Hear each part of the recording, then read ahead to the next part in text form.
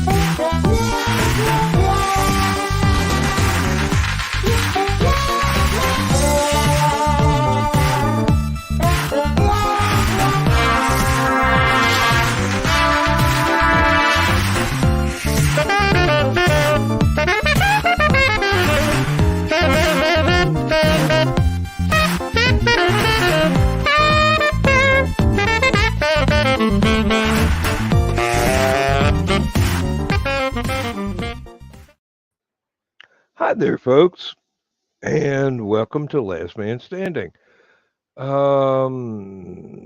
Sorry, just had a computer pop up that distracted the ever-living whatever out of me.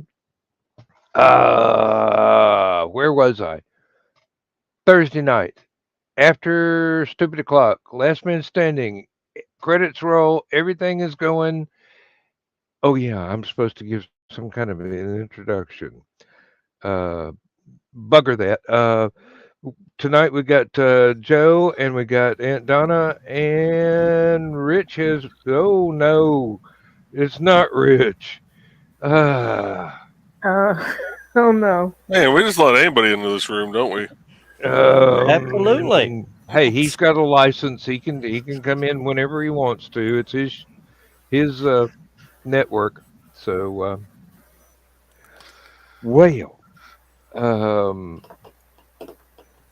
what do we owe this dubious pleasure, Joe Dog? Just something told me I needed to pop in here, and I had already started hovering the enter button because I didn't know if you were going to make it back on time. Now, considering I wrote the theme music, what makes you think I don't know exactly how long it takes? Well, I don't know, the way you slid into that chair and spun around like Johnny Fever. Hey, I'm the next to the last minute man, and here we got Rich. So, nope, I was holding it for a while, and I realized that I would not have been able to hold it for too much longer. So as soon as I got the theme song going, I jumped and ran, and I'm sure there's a song in there somewhere, but it's probably already been done by somebody a whole lot more talented than me. All right. I'm just sending a link to Brandon Sapp. He was asking about, did I hear you guys are coming back on? Oh yeah. Well, So I just sent him a link to your YouTube page. It was easier to find. Yeah, really.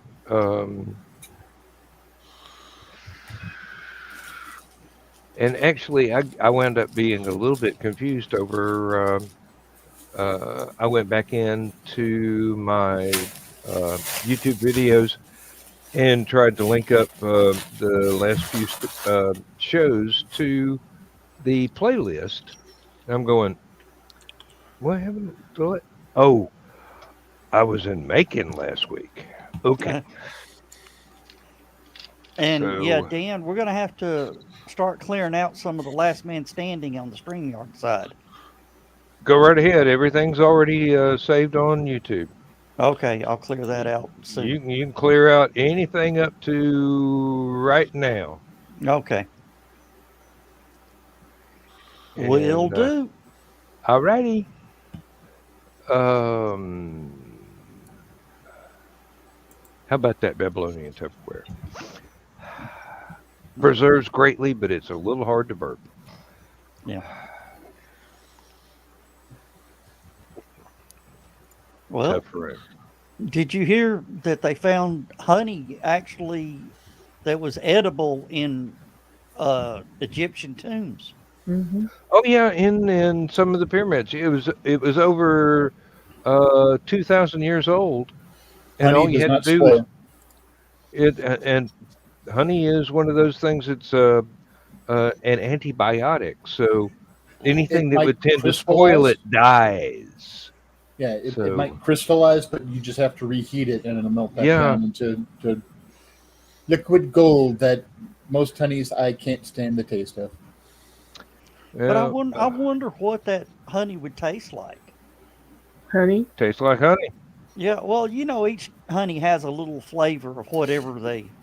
Yeah, Whatever because flowers the stuff that's bees. around alfalfa has a certain flavor, which is why they say alfalfa honey and stuff like that. Yeah, Clover honey. and that's why the clover honey sells so well, because clover is a very delicate scent, and the honey made from clover really has that same scent in the taste. Yep.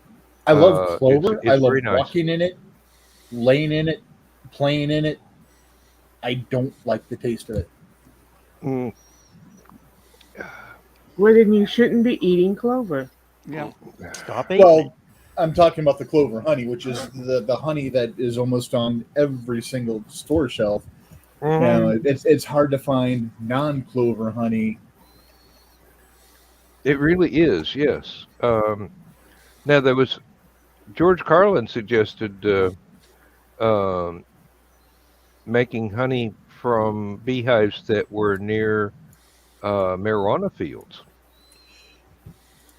Now, I And don't mind it in baked goods, but he was gonna call it sweet and high. in teas and oatmeals, can't stand it.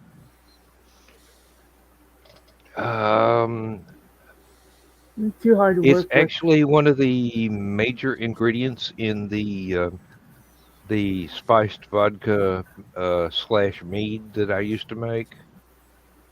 I like it in mead form. I really like it in mead form.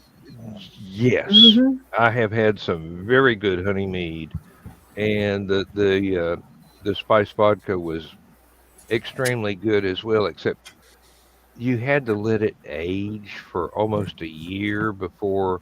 I wonder why I like it it. in mead form. Yeah, same here, Rich. Mm, And you realize that by adding a grain vodka to it, it is no longer mead. this is true. And if you add a grain vodka and a Irish whiskey, it becomes Irish mist. I found that out accidentally, and boy, was I ever glad. I went out. I went out and bought 2 cases of the cheapest Irish whiskey I could put my hands on. I think it was called Old Overcoat or something like that.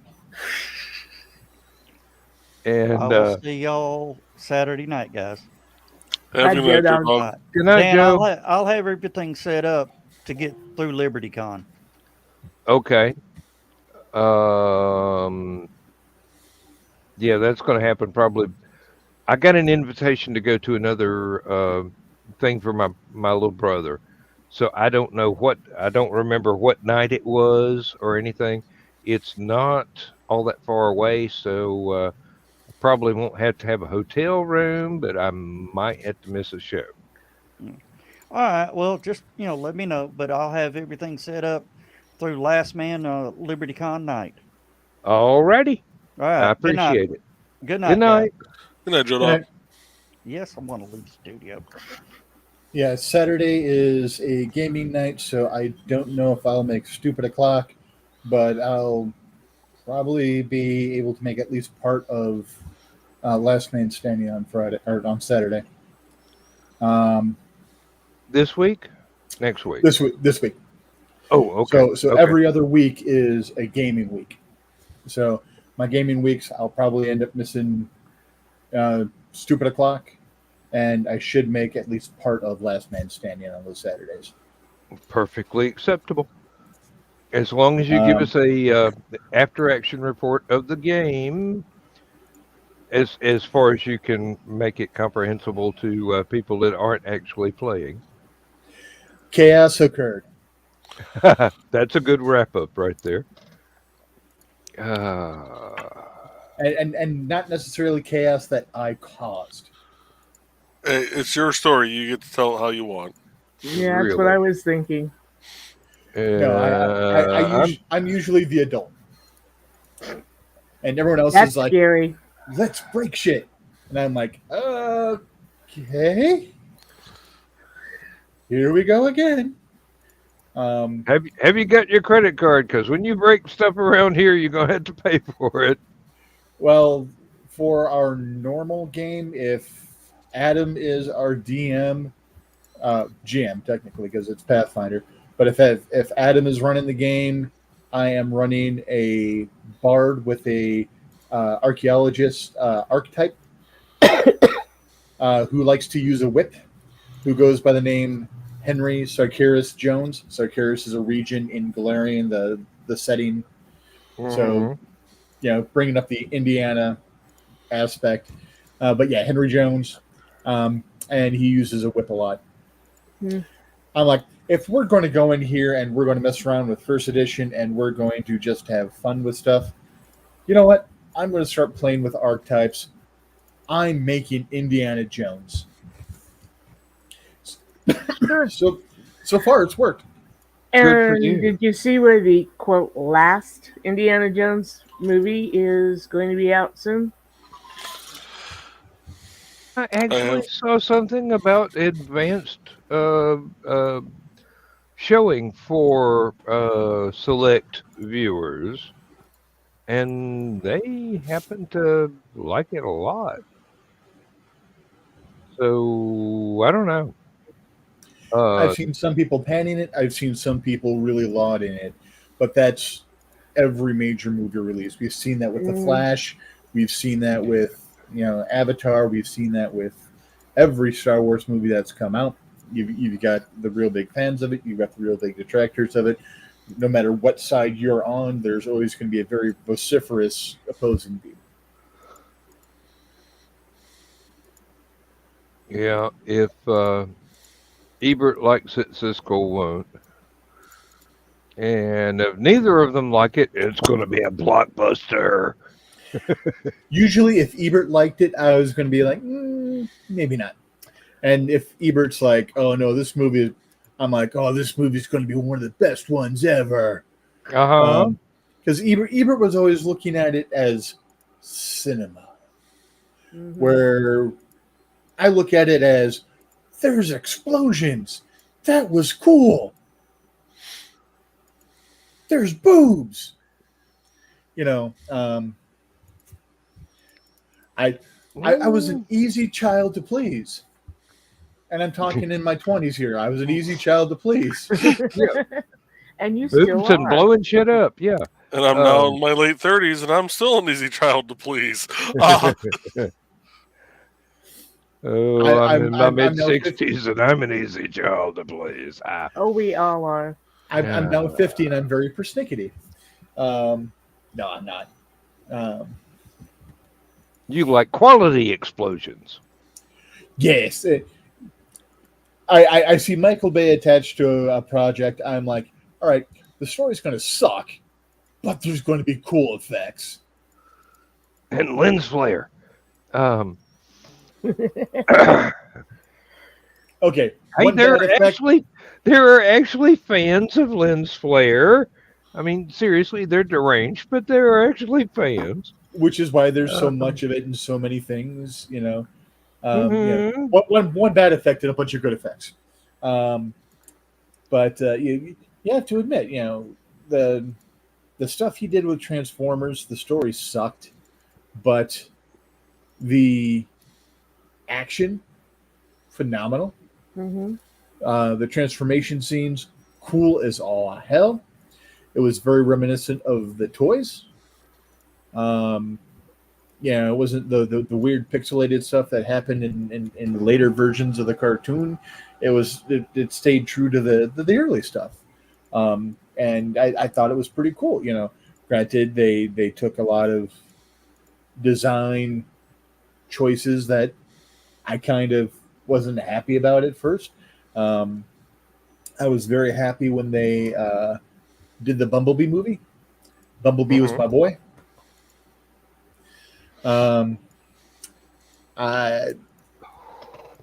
I'm rambling, so I'm going to shut up now. No, that made me think of something from the the thing I went to this past weekend, and I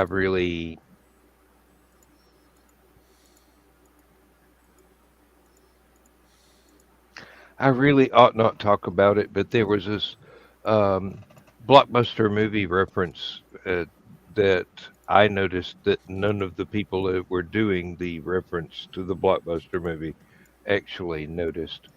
So, I mean, seriously,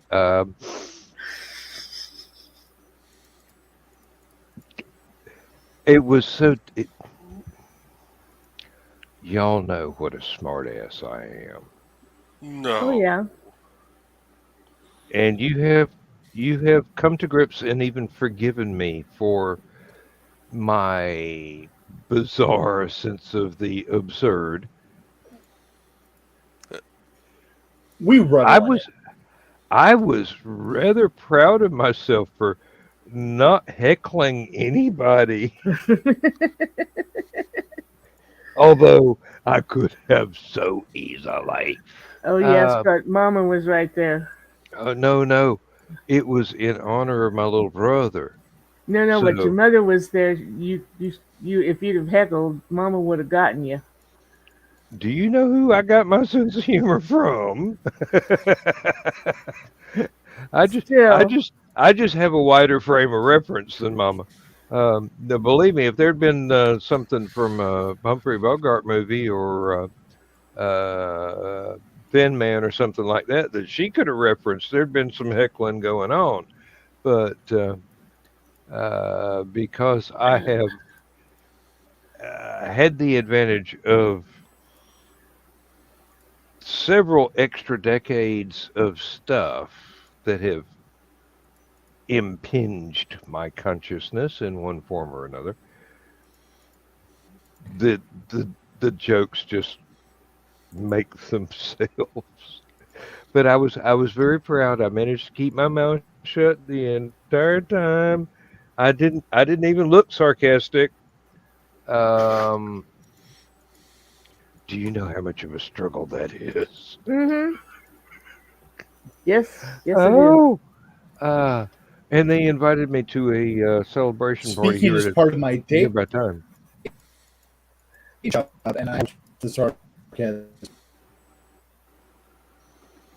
In my case, sarcasm is just another dialect that I use. You, however, I have heard speak, and it is a major part of your language skills. I'm not sure which one of you us he just pointed at, but I have a feeling it was actually all three.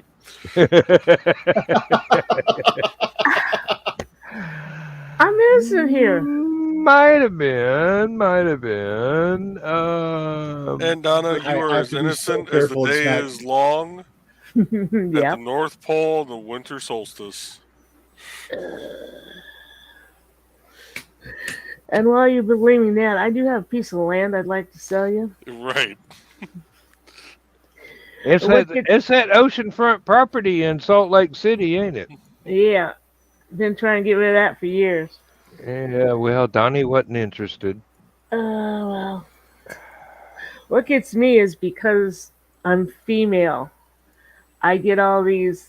Oh, you've got to see this movie. It's a real tearjerker. You know, like, is it because the hero dies, it gets blown up or something? You know, I don't want to see anything like, you know. No, it's because it's titled Flesh Gordon. That's why you need to see it. Oh, we just saw Morbius this week. Oh, That was good. wasn't Not a bad movie. I was impressed with Matt Smith. Matt Smith's. No. I mean, I had seen him do a whole range of stuff on Doctor Who. This was stepping outside of that range and adding to it. Well, see, I hated him as Doctor Who. Really?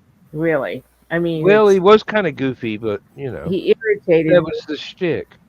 but I really liked him as the bad guy in Morbius. And the special effects were wonderful. He's done several bad guys in non-Who related stuff, but Well, see, because of my experience with Doctor Who, I've never wanted to watch those movies. I didn't know he was in this movie until I went, wait a minute, that's Matt Smith. I didn't actually. I had no advance warning whatsoever. It was just okay. Morbius, the living vampire. I know this comic. Let's see if it Which one lives did up you hush to up? the thing. Someone Yes, I liked liked Morbius. it. A lot of people did. A lot of people did. I liked enjoyed it. Morbius as a movie. I didn't like Morbius as a tie-in to a Marvel property. No, as it was Sony, it was so divorced from Marvel, it's not even funny. Yeah, it was not. It was a Marvel character. It was a movie based on a Marvel character. In that respect, it did not pay any attention to the previous mythos attached to the character. Mm-hmm.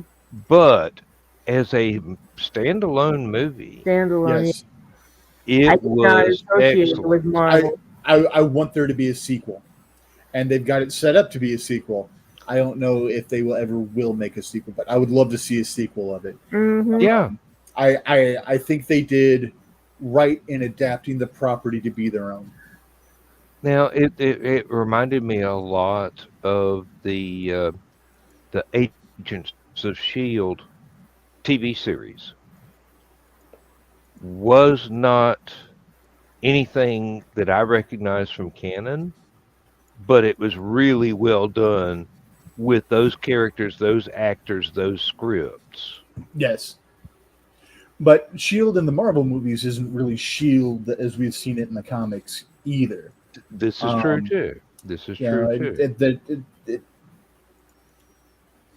But it works.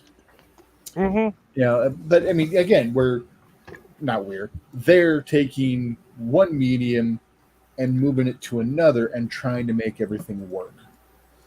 And I think they did a decent job with it. There's a lot of detractors that are like, oh, it's not the book. They're ruining my childhood. They're ruining my experience. Don't watch it because, I mean... have you not seen the mythology change with every adaptation that gets done from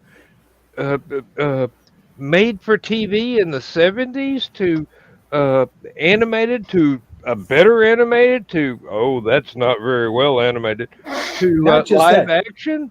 Even within the same book, volume 1 to volume 2, the writer changes or something major happens in the real world and they want to go ahead and try to bring some realism to the comics. I mean, how many times has the mythos, the canon, gotten broken by the same writer by just going, a 20 issue run, then you know what, we're going to change this, and then it goes on from there completely different. So you can't be married really to comic common stuff. in comics of no, it doesn't matter who the publisher was.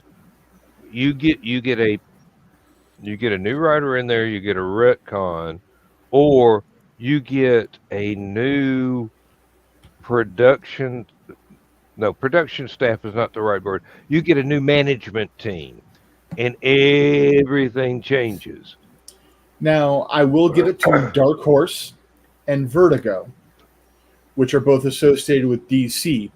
They're pretty good about not making too many major changes on stuff like that. Like the Sandman line, they don't do a whole hell of a lot of stuff like that, which is a Vertigo. Hellblazer, John Constantine, they didn't do a whole hell of a lot with as far as making too many major changes in canon and stuff like that. But that's also why I like those characters. I don't know a whole hell of a lot because I didn't have the money at the time to read a bunch of those back comics, but what I've seen of those characters, I really like. Now, I would say if somebody is canon fixated, the closest that you're going to get away from the comic pages for Morbius is going to be in the 1990s Spider-Man series. I mean, it wasn't perfect by any means, but that was much closer to the comic than anything else, any other adaptation. Every time they adapted Morbius to the various Spider-Man cartoons or whatever was out at the time, it got weirder and weirder with his powers. Yeah, it did. But then as his own series went on, his powers got weirder and weirder. Yeah. But I mean, so many mutations because of what was done, and he wasn't a quote-unquote natural vampire, Well, neither was Blade, but that went over real well for 3 movies. Yeah, Blade is a half-breed though, so. But so I mean, I really like Morbius. I was able to divorce myself from the property, from the comics. I am very hot or cold when it comes to Jared Leto. Yeah. And that's what I was afraid of for the Morbius movie, is that he would be more Joker. Yeah. But I think he pulled off Morbius well. Yes. I like the adaptation. I like what they did with it. I like the backstory to it. It's one that after we were done watching it, I looked at Misty and I'm like, with that scene right there, they've set it up so there could be a sequel. Well, I would love to see sequels. Mm-hmm. And okay, there are a lot of things that don't fit perfectly with comic canon, which is not required, but a lot of people seem to set a lot of value on that, whether or not it fits. People forget it's Sony, though. Sony doesn't give a damn. Sony doesn't give a damn about anything, and neither does Disney, and sometimes neither does anybody else. But as long as Sony is making money and finding a way to make money, and a lot of it was pandering to certain things here and there and stuff like that by making changes to the story and the characters and stuff like that, which is fine because you do have to go and do something to get your audience to actually want to come see it. So you've got to make twists. You got to do something. Yeah, Um, well, it's kind of like the it's kind of like the difference between the Swamp Thing movie and TV series and the Man Thing movie, which almost nobody ever saw, but it was there. Um, I Not like Swamp Thing. exactly canon, in either case, actually, but for what they managed to do with that premise, both were really good. I mean, it's hard to reconcile the series with the movies, but if Is you've got an anyone open mind, is anyone else here kneeling at the altar of the mouse and subscribe to Disney Plus? I've got a subscription. Lindsay wanted to see the Beatles biography movie. Have you seen Werewolf by Night? Not yet. No, that's one of Not the things that I've been holding Awesome. off. It is awesome, and they introduce a bunch of characters within the Werewolf by Night thing. Of course, Werewolf by Night himself. They bring in Bloodstone, and they also bring in Man Thing. I used to good night, collect Carl. that. Good night, Carl. Like, And with Uh, that, I am also going to sign off myself because 4:30 comes early, and oh, you're just waiting on Carl to come over and kiss you good night. as long as that's he a can little be bit of a here drive. before 4:30. But one other thing before I go, Rich, have you watched Moon Knight on there? Yes. The people who played in that all deserve awards. Yes. It was done very, very well, and looks like there is going to be a second season. Oh, Hmm. really? Well, sorry, there have been talks about there being a second season now. Yeah, I need to. Oh I need yeah, to. it fell down.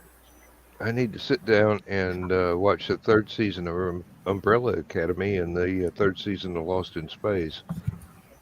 I've got to get Netflix back to be able to do that. Hey, Uh, they keep telling me my account's on hold, and then I go, no, my account's just fine. You're a spammer. But on that note, good night, folks. Hopefully, I will see you in the Night, green Joe. room tomorrow. Good night, Joe.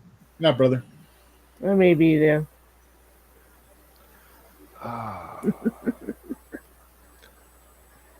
No, there's a lot of things that I've been putting off watching because I know when I see the first episode, I'm going to want to sit there for about 2 days until I'm finished with the entire thing. And I Misty just and I don't have started Burn time. Notice.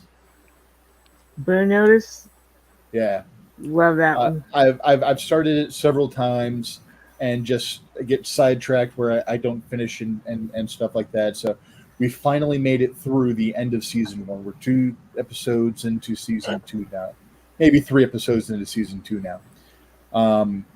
And I like it. I'm kind of sad that I read ahead a little bit and see some of the things that are incoming. That kind of saddened me on seeing those, but I can't wait to see how that stuff is going to play out. I really okay. Got a message from my child. Stop playing death metal in my bedroom.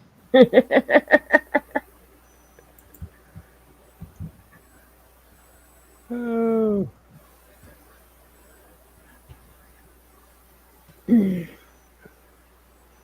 to figure out if this is something that they sent earlier or if this is something they just sent now. Mm.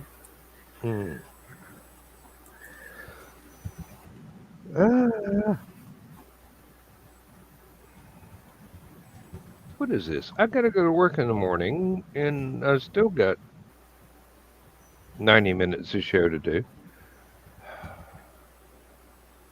Mm-hmm. If Lindsay wasn't asleep, I'd make a cup of coffee. Then again, I would have the coffee flavored Kraken. Which will put you to sleep. Yeah, well, do you see me complaining? No, That's some pretty good stuff. Oh, it is though. Carl doesn't like it. oh, it. Okay. When I haven't had any for days, Mm-hmm. and I take the first sip out of the glass, I go, this tastes like a Reese's peanut butter cup. I know Put that's some. illogical. I know that there's nothing peanut butter flavored in it. I know there's nothing chocolate flavored in it, but that is the way my brain processes that particular taste. Put some unchata in it. That's pretty good. Goes down smooth Um, too. yeah, if I want to have a lost weekend, I'll take that advice. You just don't drink as much as I did that night. Oh well, if you got if you got a fifth of each, and the bottles are both empty in the morning, how you gonna know? Because you're still gonna be asleep till 2 days later. Well, Kahlua is coffee flavored, but Uh-huh. Kahlua and Bailey's taste like chocolate milk. Yes, it Hmm. does. So it's one of those weird things on how the flavonoids, yes, that's a word, flavonoid, Yes. interact with each other. Mm-hmm. And the various chemical ethers react upon your olfactory organs.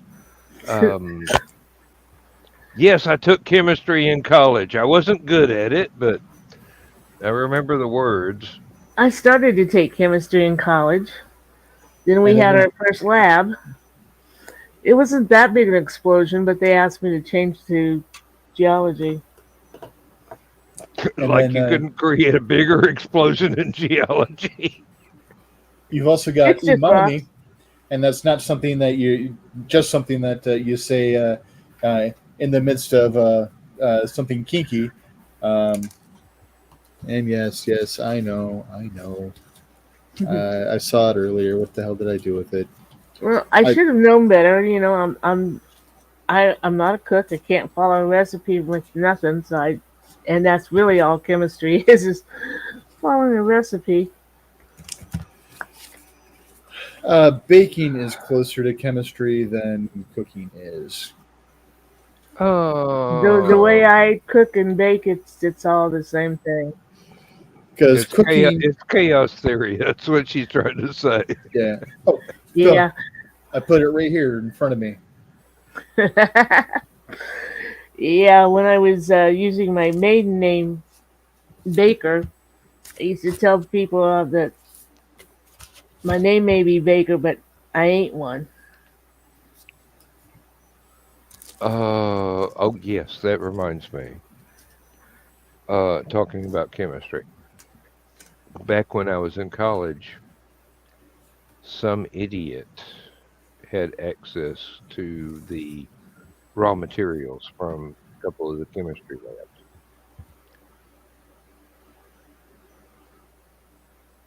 They were putting pellets of sodium in water coolers. That's Yes, not a Rich, good thing. I know exactly. Yeah, and several people were horribly injured when the water coolers blew up. Um, I don't know whether or not they were actually ever caught. I get a feeling that if the chemistry professors ever figured out who it was, there would have been a quiet little ceremony back in the swamp. Mm, Yeah. yeah. This was also the same time that color printers were invented, and someone had the bright idea to Xerox dollar bills and put them in the bill changers for the vending machines. The Treasury Department was down on us quicker than flies on a roadkill. Um, I don't know that they ever found out who was doing that either, but it had to be somebody that had access to the only color printers on the university grounds, which were in the basement of the library, Mm-hmm. in the computer lab. In our local area, we had the bill back when bill readers were very basic, and it was Hmm. just doing an OCR type of thing. Just We pattern had someone, recognition. you um, Xerox both sides of the Xerox bill, cut it out as exact as possible, and then wrapped it in packing tape with a 4 foot tail of packing tape, so they could feed it through, get what they And wanted, get the change, and pull it back Go out. back. hmm well, these people didn't bother with pulling it back. They just left the Xeroxes in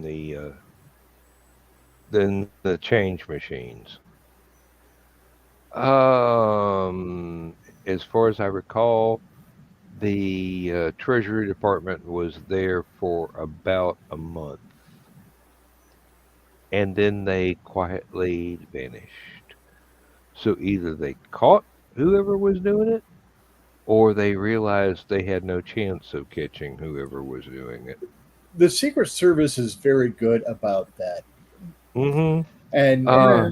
the Secret I Service is the enforcement arm of the Treasury Department. I do believe that they actually did catch whoever it was. It Probably. just did not make the news. Yeah, yeah. Hence the name Secret Service. Which Department of Treasury is also the department that is in charge of the postal inspectors. Hmm. And a minor part of their duties is bodyguarding political figures.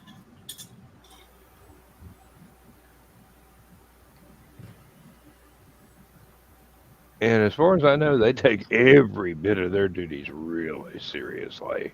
Mm-hmm. Oh. Uh, Unless their name is Artemis Gordon. Oh, he was there, pretty there we're going serious. for a different. There we're going for a different definition of serious, but oh, you may have noticed I no longer have a ponytail. Yeah, he showed us up for last Friday Uh, night. mm, Mama doesn't like me to have long hair, and I was at the thing for my little brother, so I go, okay, I'll go get my hair cut Friday. Uh, Misty is starting to twitch. uh, She likes me about inch and a half shorter as far as my hair goes. Um, when it gets to about here where I can actually do this, she gets a little twitchy.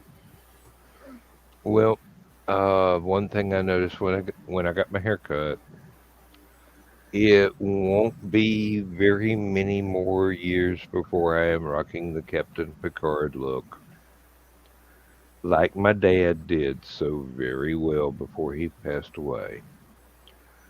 Well, see, And that was if Carl. I mean, all the men in his family bald, and I'm like, don't even think about wearing a toupee like your father did.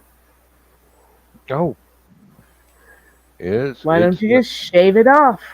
You don't want him to get the Shatner Squirrel 2000? No. that is squirrel. That's a wombat. You don't want him rocking the Trump tube? Oh hell no.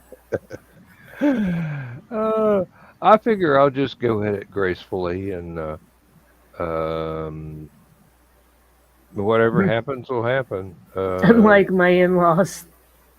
You know, I have been just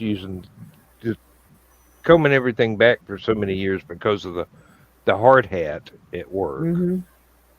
that I knew the day was going to come when there's going to be a bald spot back there, and it keeps getting thinner and it keeps getting grayer.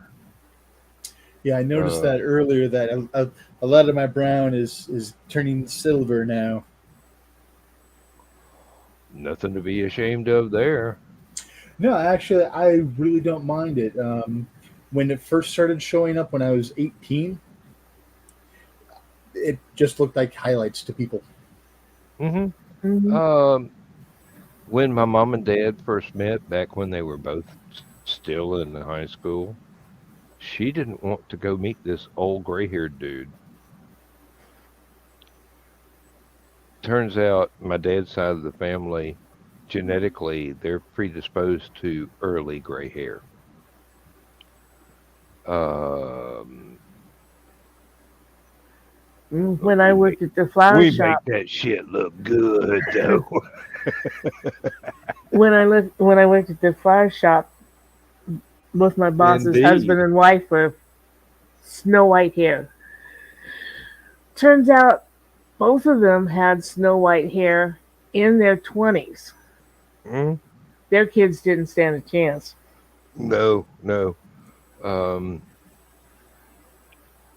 I just hope I don't pass it along to my stepchildren. Um, Friend of mine, uh, he and I normally rock goatees and Van mhm, Dykes and such. He had to make sure that his was grown out into more of a. He couldn't just go down to just a mustache because everyone saw he would just have a mustache. He couldn't go down to a mustache because he had gone white from here on, but mhm. this was still dark. So from a distance, it looked like he was rocking a Hitler stash. Which is not a good thing to rock, So he had to have unless you're in the band Sparks. he had to have the Um, full thing so that people could see that there's fullness Hmm. and bushiness going around. He couldn't just go down with his normal short mustache because it looked even shorter because of how his mustache mhm. grayed.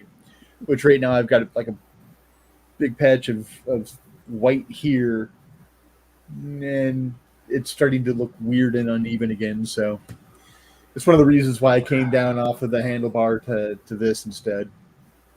Don't sweat it. Don't sweat it. At least you don't have Klingon eyebrows. The last time I I got a haircut, the stylist was twitching and she was like, "Can I please do your eyebrows?" I'm thinking, "What the hell's wrong with my eyebrows?" And the amount of hair I saw fly, I'm like, "Holy shit! Okay, maybe I need my eyebrows done." And for if she's still working the next time I go back, she's probably going to start twitching again because I noticed I've got a couple of long stragglers in the eyebrow again. for the last 30 years, I have been having to trim hair in my eyebrows that was almost as long as the hair in my ponytail, Oh Hmm. wow! and it's okay as long as it stays up on my forehead. But when it gets down here, And pokes you in the eye. yes, it gets really irritating. And I quickly learned that okay, there's about 5 different ones on each side that have to be cut short. And next month I've got to do it all over again. Ah, I just realized ah. now that she had done that, you could see where my middle sister almost killed me when I was maybe what 9 or 10 or so. No, older than that. I had to be 12 um, because she was able to drive and she's 4 years older than me. Um, so grew up on the lake, so we swam a lot, and we'd bring sodas down to drink as we swam, and then Mhm. we would fill them with water, set them on the pier so that the wind wouldn't blow them in the water, blow them away. So she was trying to get me to get ready to go to baseball, and I didn't want to go to baseball. I didn't want to be in baseball to begin with, and they made me go to baseball. So she was getting mad, so she picked up one of the water-filled cans of Coke and beamed me. She was trying to miss, but she actually hit me. Got me right there, right where you see that little separation of my eyebrow. Knocked me out, and I started to drown. Oof. I mean, instantly, out cold, underwater. So she was doubly pissed because she was all dressed up, ready to go on a date after she dropped me at baseball, but she had to dive in the water to rescue my ass because she almost killed my ass. The law of Love you, Brenda. unintended consequences strikes again. Yes, Yep. when you try and kill your little brother, you're gonna ruin your dress trying to save his life. Oh no, she didn't wear many dresses back then. It was usually jeans. Yeah, my sister's more manly than I am. It's my dad was lucky enough to raise two sons and my sisters, and yeah, I didn't quite fit his manliness bill. He loved me. He wasn't he was an asshole, but I mean, it's where I get it from. It's where I learned it from. But yeah, he wasn't purposely trying to be an ass to me. He just we saw the world in two completely different ways, two different lights. My father grew up in backwoods Wisconsin. I grew up, you know, um, 40 years later, 30, 40 years later in suburbia, a stone's throw from Chicago. Two different worlds, Yep. Computers versus, hunting and fishing all the time. It's, so it was always interesting, but anyways, but yeah, my that's the sister that her freshman year she knocked out 4 senior varsity football players in the first week of school. They probably deserved it. Well, the first one was one of the first couple days of school. He had a cheerleader girlfriend who was mocking my sister. My sister didn't take any bullshit, so she got in her face, and he tried to be all macho and whatever, and one punch and he was down. So 3 more of his friends throughout the week tried to kick Brenda's ass for beating up the senior varsity quarterback, and none succeeded. Yeah, my sister's a little bit like that, although she didn't have any trouble with anybody. But they did ask her if she wanted to try out for the football team in the 70s. My freshman year, I started to get hazed by the football players, and I didn't bother telling them my last name. So they were giving me a bunch of grief, and the way to make sure that you don't get your ass kicked by the football players is as you're running through the crowd at the end of lunch, serpentine through people, because the football players are just going to rush over them, which means they're going to be walking in quicksand. But quicksand is, freshman Other girls. people. So I managed to get away from them 2 days running. The third day, one of the vice principals who didn't like me because my sister beat up football players the previous 4 years, so he knew my name and already had a unhappy disposition towards me. As these football players are cornering me, so I can't run that day. Senior the vice principal walks up. He's like, "Is there something going on here, Mr. Asplin?" Thinking I'm the troublemaker because, of course, I'm being surrounded by football players. And some of the football players are like, "Brenda's little brother? Let's back the hell off." Yep. My little brother got a lot of that because my sister never took any shit off of anybody. And they go, wait a minute. We were going to pick on you because you're Dan's little brother, but you're Sharon's little brother? Have a good day. Yeah, it's like, you know, he probably survived a hell of a lot worse beatings than we got from Brenda. Maybe he can dish out as well as she can. Maybe we shouldn't get physical with this. Mm-hmm. I couldn't fight my way out of a paper bag. Mm. I could grapple like a mother, but nah, my punches were weak and pathetic. My brothers were 9 and 11 years older than I, so they went to grade school at Catlin, and then we moved to Bismarck, where I went to grade school and they went to high school. By the time I got to high school, everybody knew who my older brothers were, and I was the one in grade school when the bully came around would go, nope, leave him alone. So add the three reputations together, and nobody bothered me in high school. I just generally Steve Rogers my way through. They go, okay, we gonna do this? I can do this all day. I could tussle when I was younger, but when I was in the 4th grade, my mom took me aside and told me she was very disappointed in me for fighting. And I stopped fighting and could not figure out how to fight again after that. Even though I was getting my ass kicked and the shit beat out of me, I couldn't figure out how to defend myself anymore. There comes a point to where you either have to endure it or wind up on Unsolved Mysteries.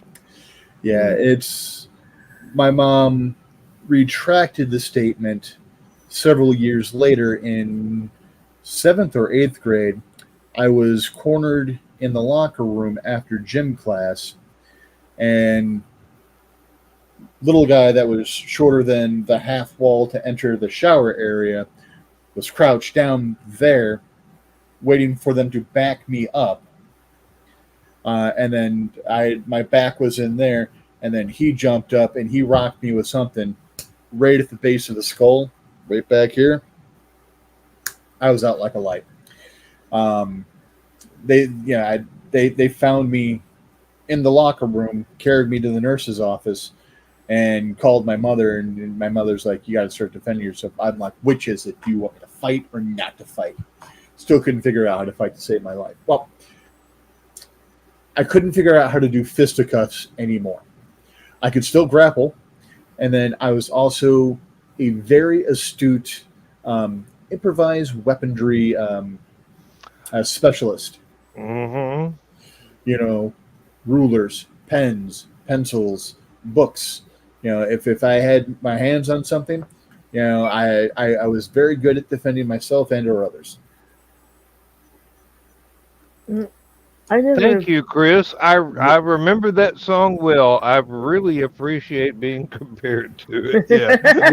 one of my favorite songs. Yeah. I never had to fight. I was 5'6" by the time I was in 5th grade. I was the tallest girl in the whole freaking school. Almost as tall as most of his teachers.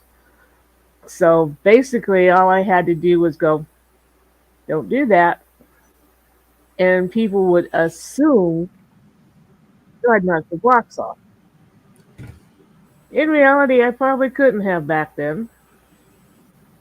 So Crow was 2nd grade, I think, 1st or 2nd grade.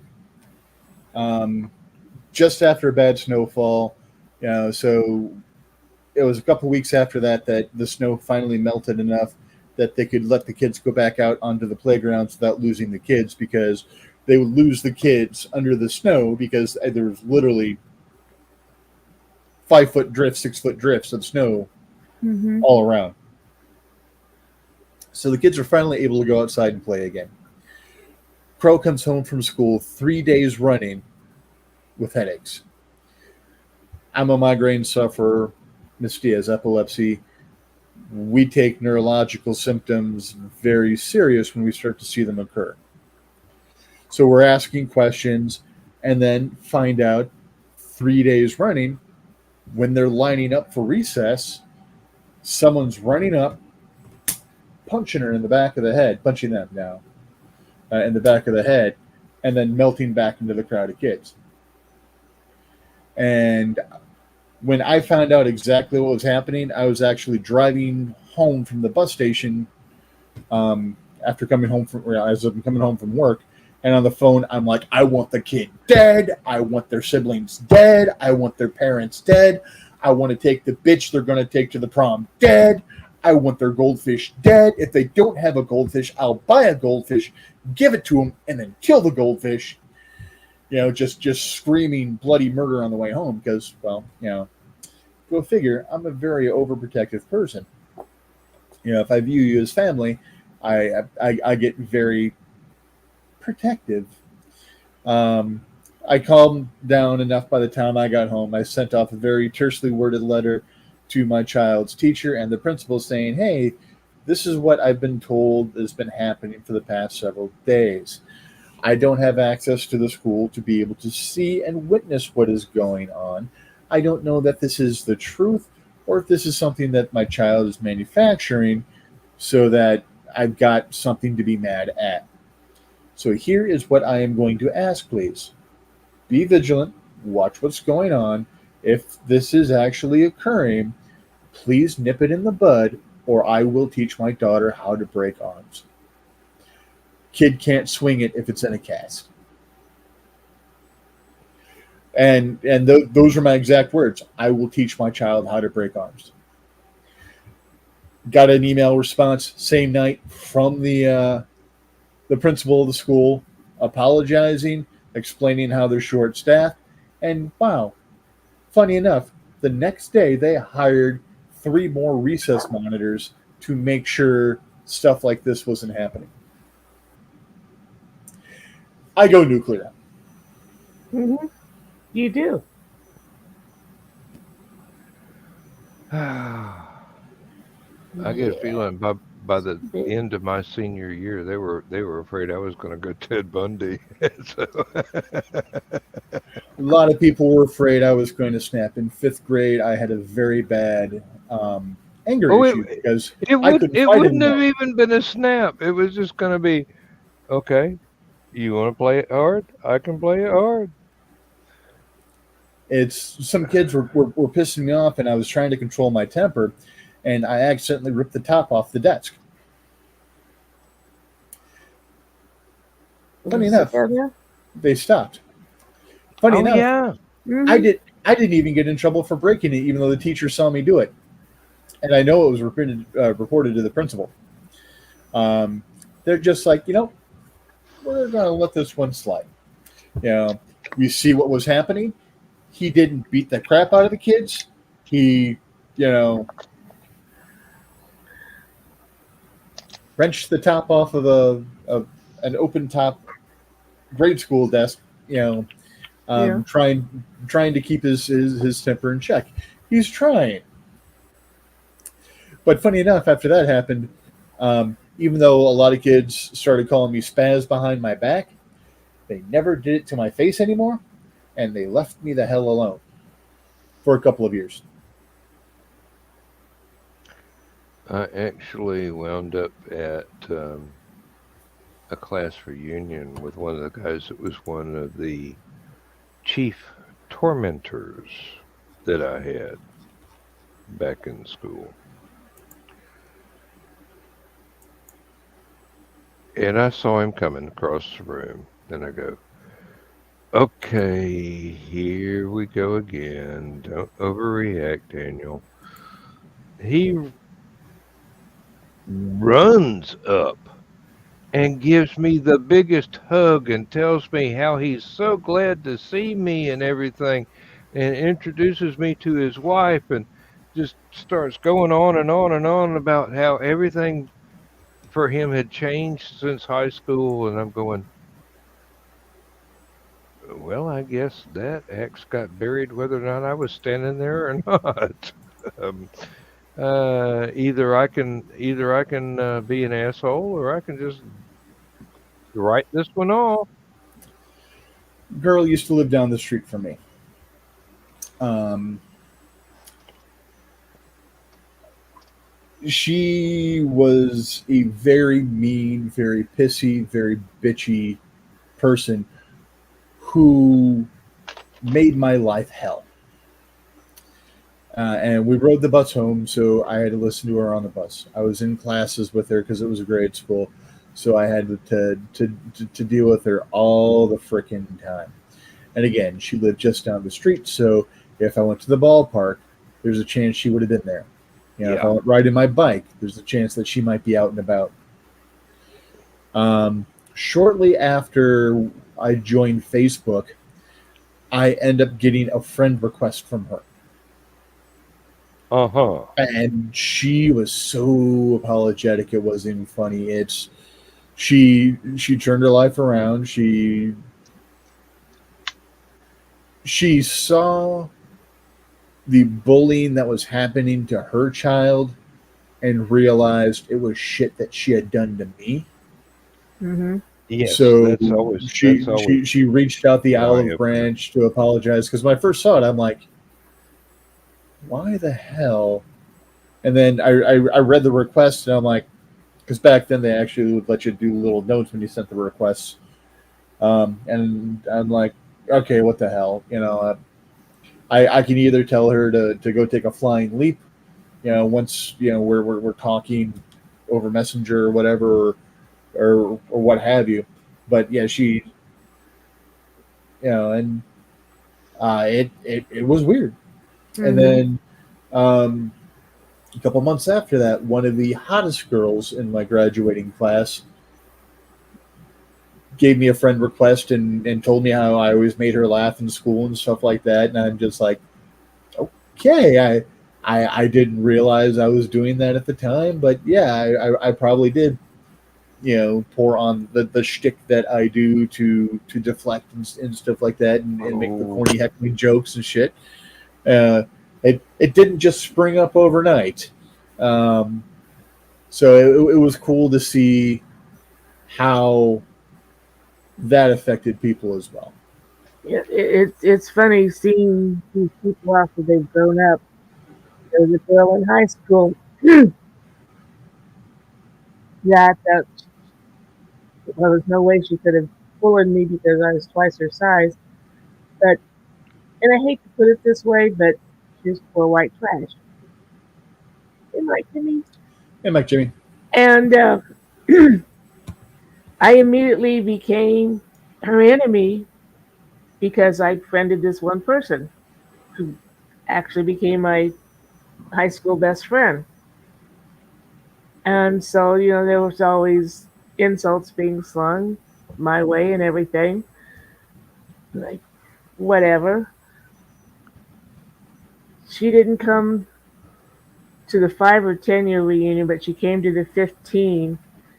And,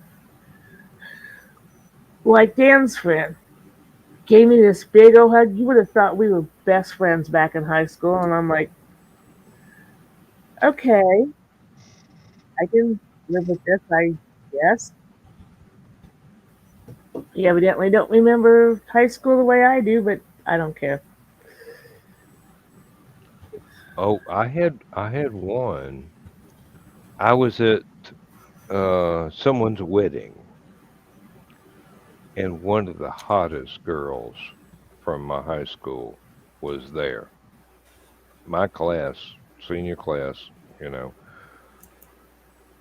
And I'm there. It's a wedding. I'm wishing everybody the best of everything. This girl walks up and she's got her kids. And she looks around at her kids. She looks at me. She looks at her kids and goes, "Hey, he should have been your daddy."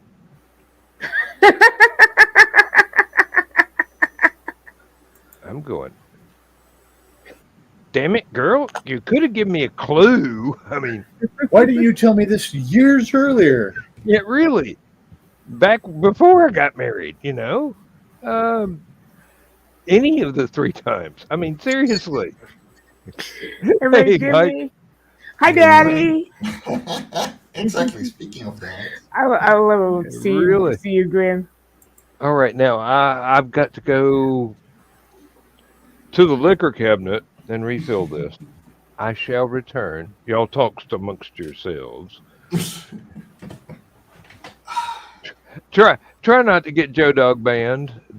no promises. Excuse me. Let me retract that. This is your channel. It's Don't not going to track back to challenge- don't stream. challenge. No, it's still Joe Dog's channel. It's just my show.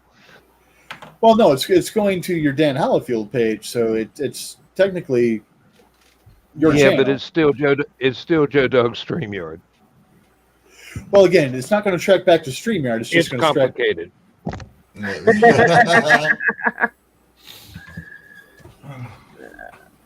Good morning, everyone. How are Morning, you Mike this Jimmy. morning? Wake me up. I literally woke up 10 minutes ago. I need to turn off an alarm or you're going to be woken up by guitars as well. There we go.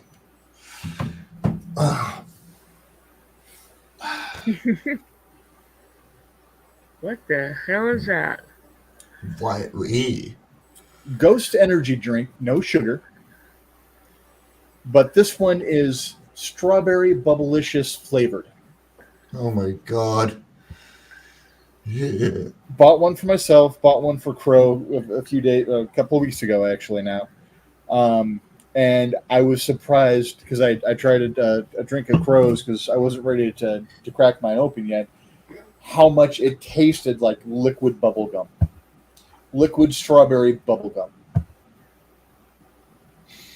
I always hated that flavor as a kid.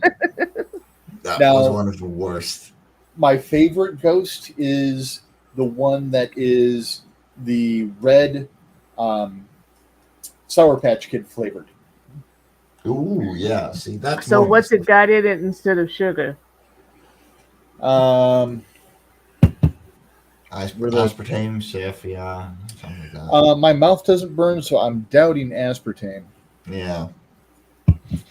Because aspartame and I do not get along after I was so addicted to Altoids bubblegum. It wasn't even funny.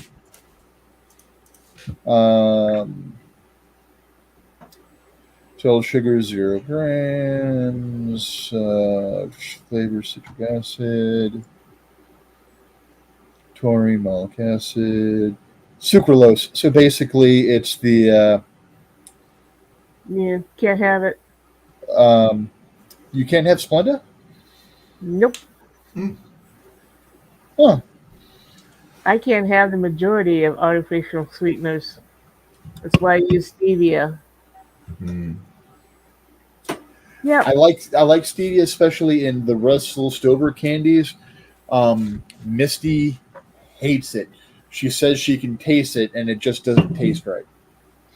I mean, I gotta agree on that one. It does have a specific flavor, but it's one of the least bad ones. When we went to try starting to go keto, we went to a health food store, and they had liquid stevia drops. And someone just walked through the hall. I saw an arm go past the door. Anyways, And the other one. and it was tasty as all hell. I only had to put a few drops in my tea versus I was putting 4, 5, 6 sugar packets Oof. or sweet and low packets, or basically it was either the sweet and low. No, it's not sweet and low. Sorry, it was either the Splenda or actual sugar. I don't deal in sweet and low. I don't deal in whatever the blue packet used to be. Equal. I don't Equal, deal yeah. I don't deal in those two because they have a very weird aftertaste for me. So I've always been a Splenda or a an actual sugar kind of guy. But Well, just a few drops of that liquid stevia, oh, it was pure heaven. well, yeah. Try being diabetic but allergic to most artificial sweeteners. I got the first one. Thankfully, I don't have the second one. Yeah. And then I found online stevia with caramel flavoring in it. Because every once in a while I like caramel flavor. And this is the zero sweetener. You can go right on stevia.com and get this. So I take that when my girlfriend and I go to breakfast sometimes when I feel like caramel flavored coffee, or if the coffee's not good enough that it needs something in it. But I It gotta have needs some coffee. flavor. But I gotta have coffee, so yeah, it helps. I can't do coffee. The taste of it just makes me physically ill. I'm getting better. You know, nearly 50 years later, I can drink some coffee type stuff, but not a whole hell of a lot. Like Vita Coco or something like that. It's a coconut water thing. They've got a coffee flavored drink. I can actually drink that. I can drink something that is like maybe a quarter coffee and the rest of it milk. I mean, same for Luz. Like, she really does not like coffee in general. And I was like, I like to have instant cappuccino. I know it's awful for most people. It's not even coffee, but nobody cares, you know. And she was like, "Hey, can I have a sip?" Like, you don't like coffee? No, but I could try.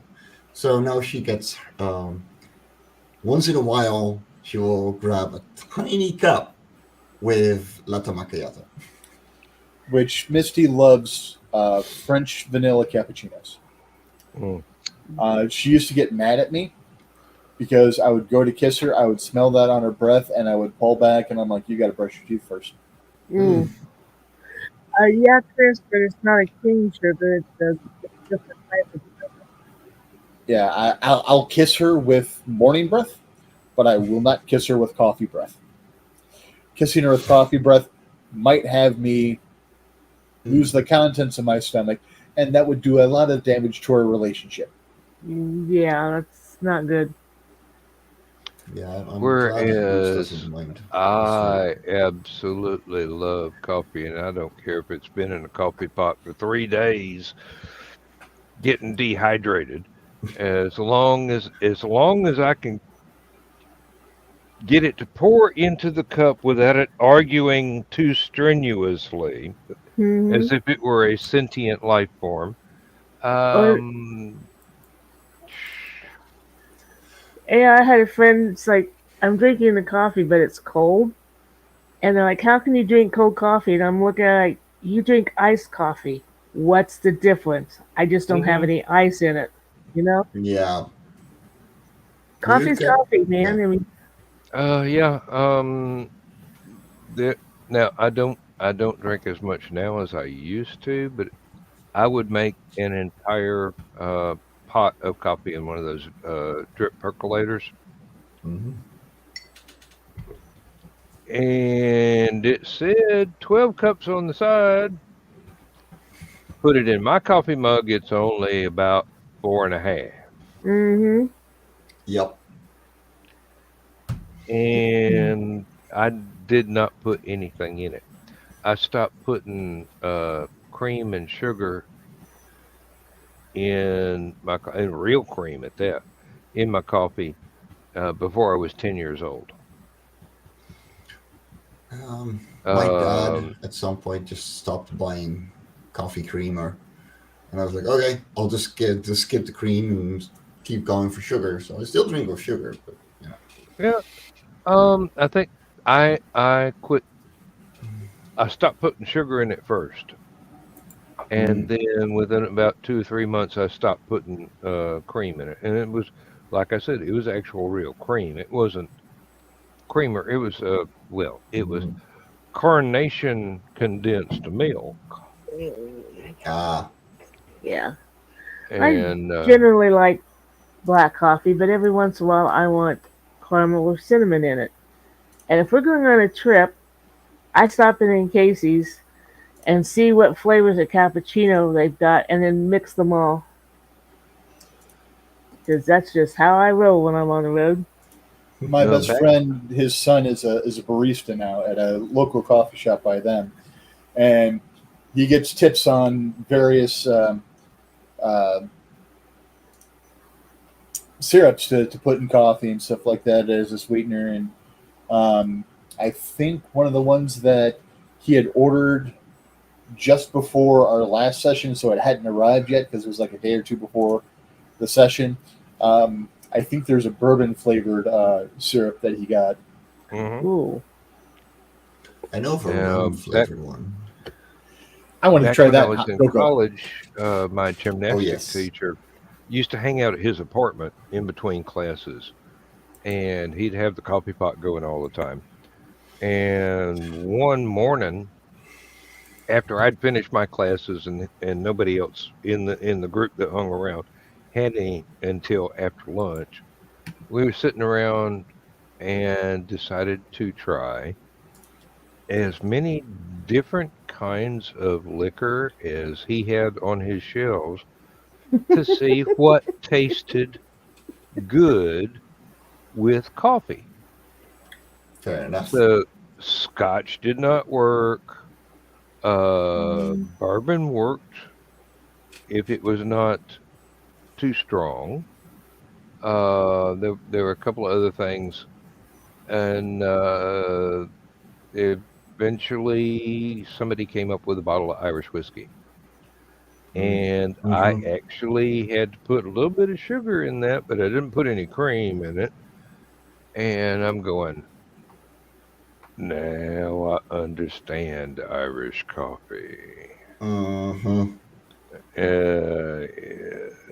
glad you don't have no Cool Whip to spoil this experience.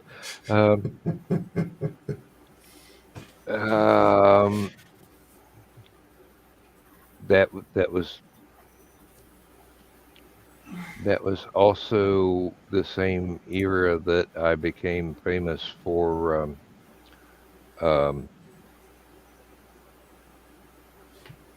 improvising a piece of apparatus to imbibe something that is still illegal to this day.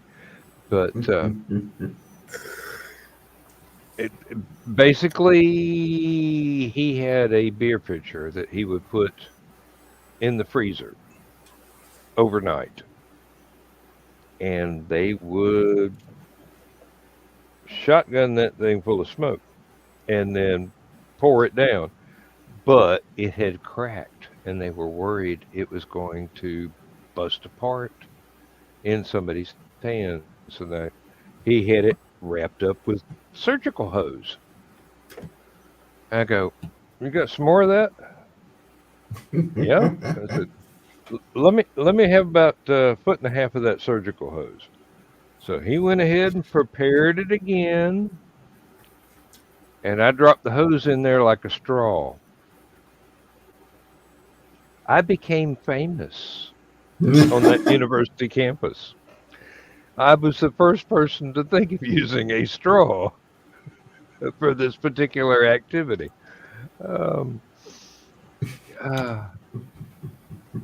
Gee, it was great to be young and insane.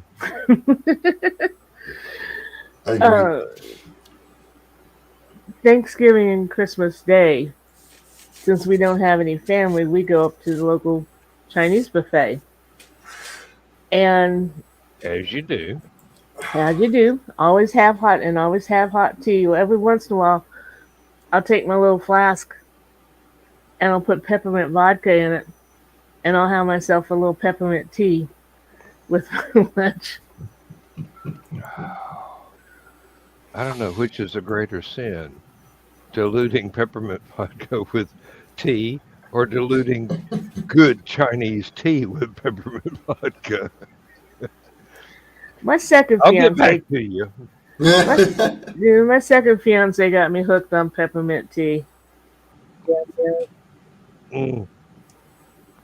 One of the girls I dated back then was very into herbal teas, and we went to a store where you could buy all kinds of herbal tea, and they were not some commercial mixes. They were things that were you'd find them in a not a health food store, but what's the place on Prince Avenue now?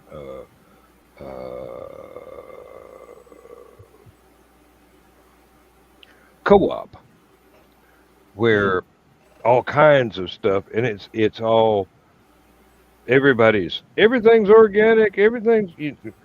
Yeah. If it's not a rock, it's fucking organic. Okay. Um,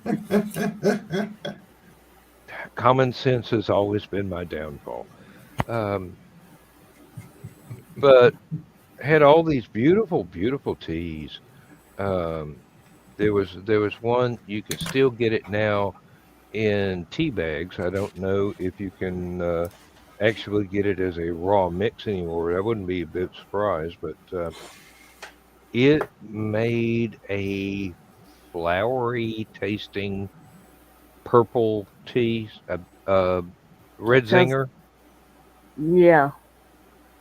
but this was the actual before it had ever hit a tea bag herbs for red zinger. And I'd make a cup of that stuff and I'd go, whoa, living high off the hog now. This is good. And once again, no sugar, no cream, it's just herbs. That's herbal herb. Um, Which, looking at the comments, makes me want to pause and remember to say something real quick. Um, Father's Day is coming up here in the U.S., Mike Jimmy. Welcome to the club. Yeah, no, it's here Sunday as well. So Luz figured out something to celebrate it with, and I'm here going, sweetheart, we still have 4.5 months to go. What is your plan? And should I be scared? But hey, yeah, just because it's still in the oven baking doesn't mean you're not one. So welcome to the club. It And is belated really Mother's Day to Luz as well. I don't know if it's belated or Well, in the event. Mother's Day was a couple weeks late, yeah. or was a couple weeks earlier. So technically, it's a belated for this time around. You know, I Yeah. take the point. I take the point. Yes. since we're this close to it just being passed, we're between the two. You know, premature, no pun intended, and hopefully it doesn't become that way. Happy Father's Day to Mike Jimmy, and belated to Mother's Day to Luz. No, you're all And sweethearts, Aunt but we Donna knew this. Lindsay is planning to take me off to my favorite Mexican restaurant that has the good parking lot.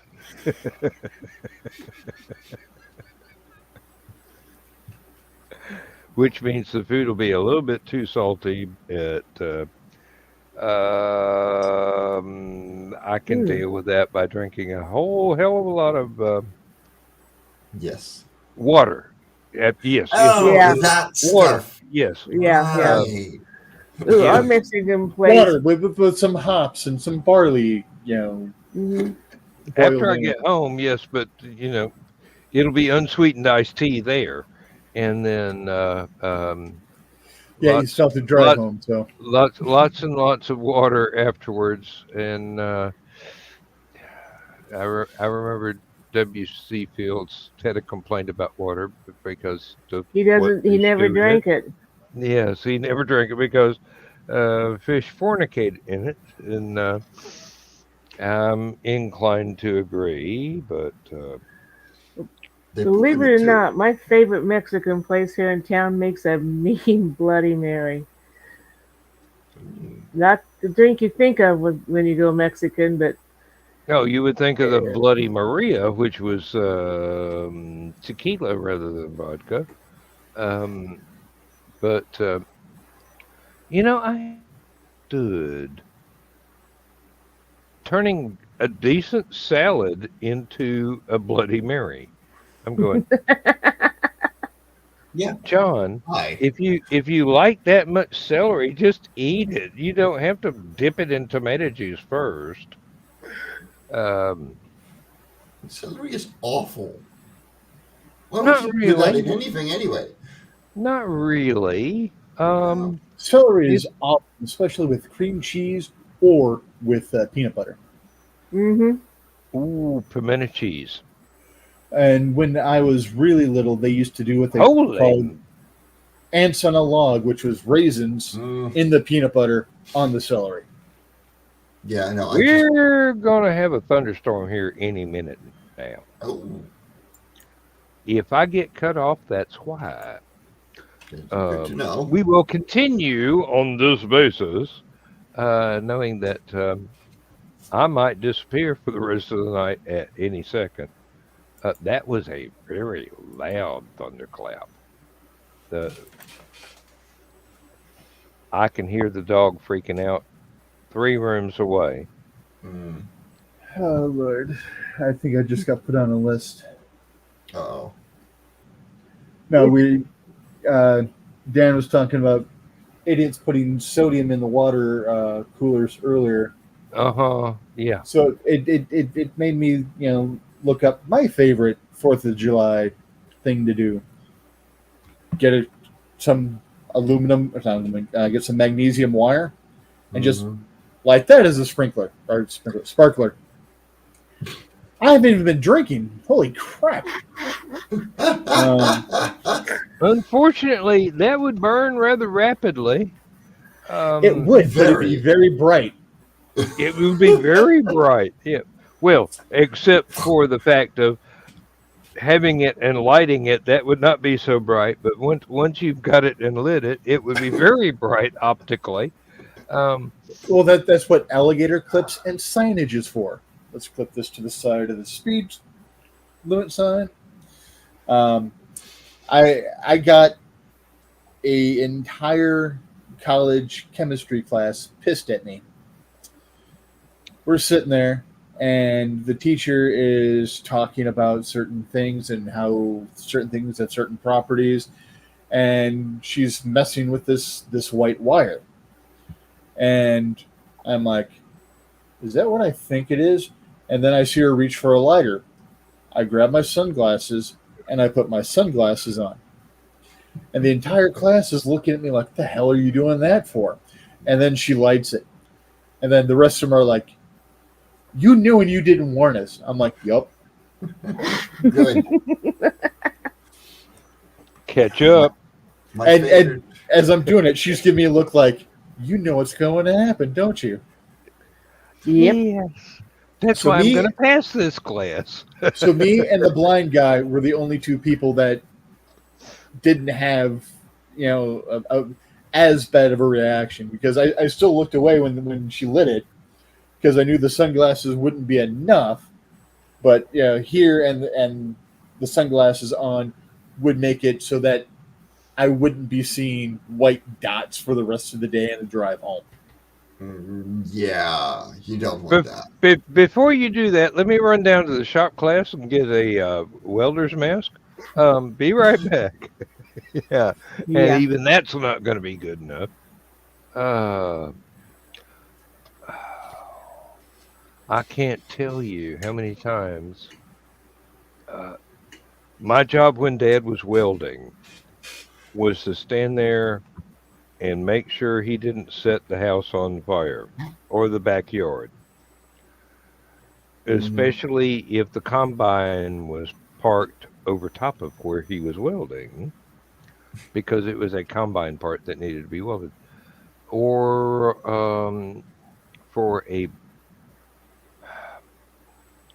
for budgetary reasons, we would take old plowshares and weld about 4 of them together and bolt them back on and use them until they wore away to a nub again. Fair enough. Those things are expensive.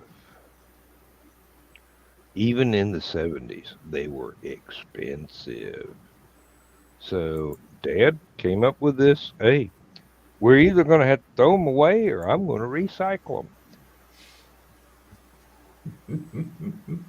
Welding stuff together is recycling? Yeah. Yeah, yep. I guess it is. Mm-hmm. Got several extra months without having to spend any extra money. He even did that with the harrow that we used to plow weeds from in between the rows, like for the soybeans or the corn or something. The little shoes on that thing, they were arrow shaped, and they would wear out very quickly. And Dad figured out he could weld them together too. 3 or 4 layers of steel with one that had good bolts on the back of it. Put it on. Let's go plow weeds. Them soybeans ain't gonna grow themselves. Did it work? And, oh, it worked. It worked awesomely well and saved thousands of dollars. I can imagine. Yeah. But you had to have some skill as a welder. When I was in college, one of my PE classes was fencing. Oddly enough, they had a collection of broken fencing foils, which they were willing to give away to a kid with a welder at home. So I went home and I welded fencing foils together until I had a not quite broadsword. It was more of a saber.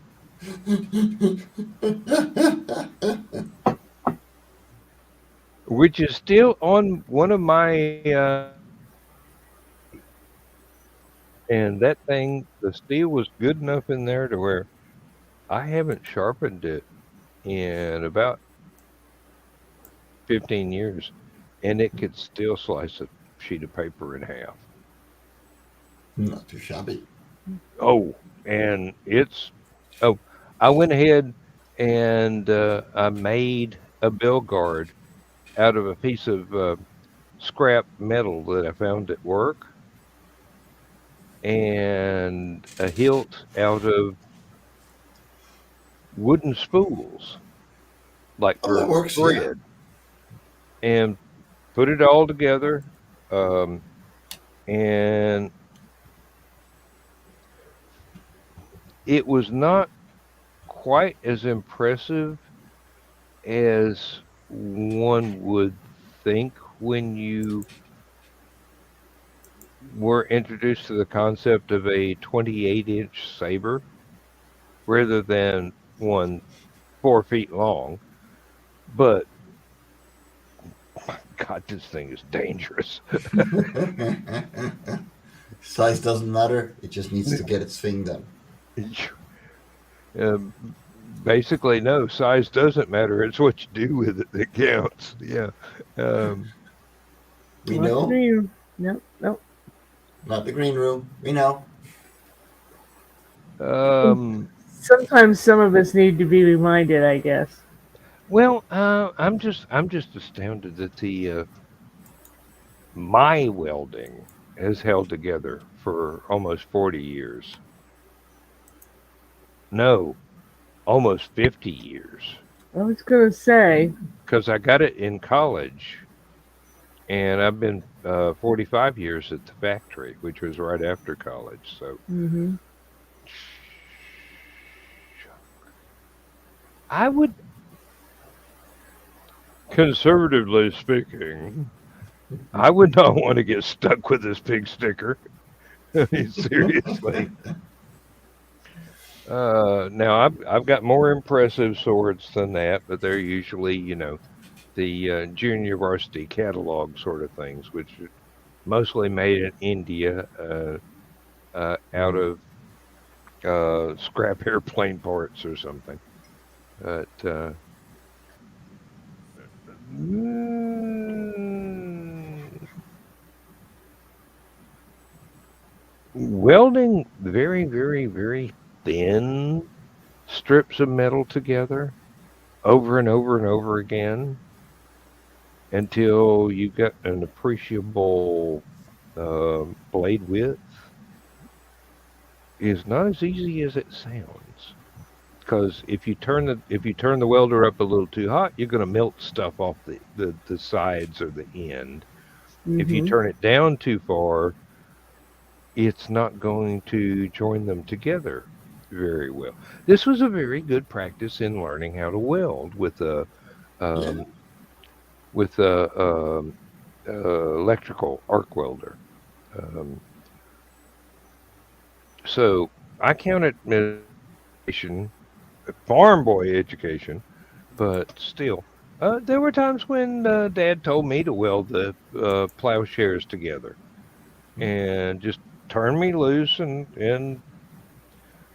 he was still at work at the shop, and I'd go make sure that I wasn't going to set anything on fire and start welding.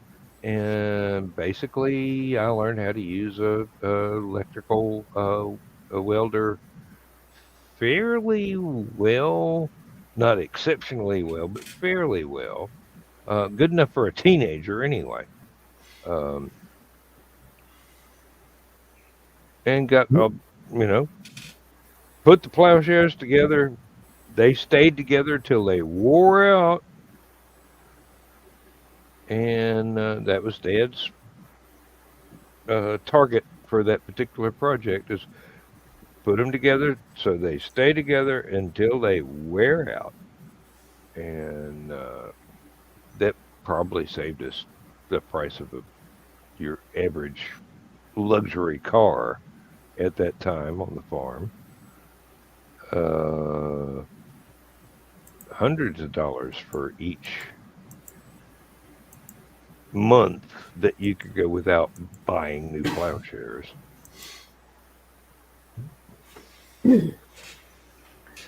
No, no, Pop probably would have been furious, but my older brother Dale, would show me how to use the welder. And since the garage where the welder was kept was several yards, I'd say probably about 100 yards away from the house, nobody ever knew about it. Ah, You didn't do any welding at night, it's obvious. Oh, no, no. Otherwise, you would have shown up on weather satellites. Hey, even the 70s, we had to worry about, you know, being photographed by an SR-71 as it flew overhead. What is that? Oh, Oh, it's that farm boy again. Keep going, yeah. keep going, keep going. yeah. The strangest place to put a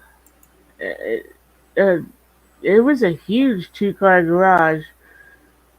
Not that we ever kept our car in it. The only time they put the car in it was when they were teaching me how to back it out of the garage. Other than that, I don't remember the car ever being in the garage because it was 100 yards away from the house. Word to the You- wise. Yeah. Open the door first.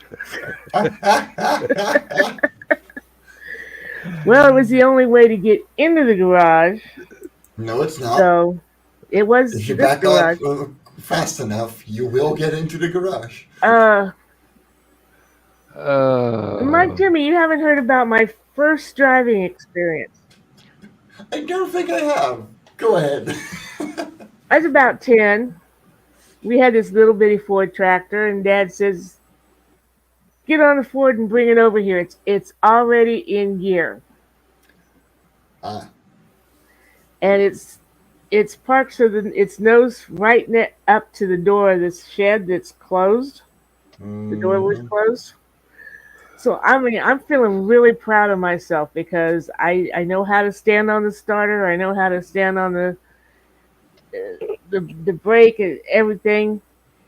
And I start that sucker up, and I let back, and it goes forward into the door. Yep. It was in gear, not which one. Yeah, and my You, dad yeah, starts it yelling was at me, and my it mom, was in low. It was not in reverse. yeah, my Exactly. mom's like, nope, nope, not her fault. You told her it was in gear. Yep. So I didn't get in trouble for it, but after that, it was my mother who taught me how to drive the tractor.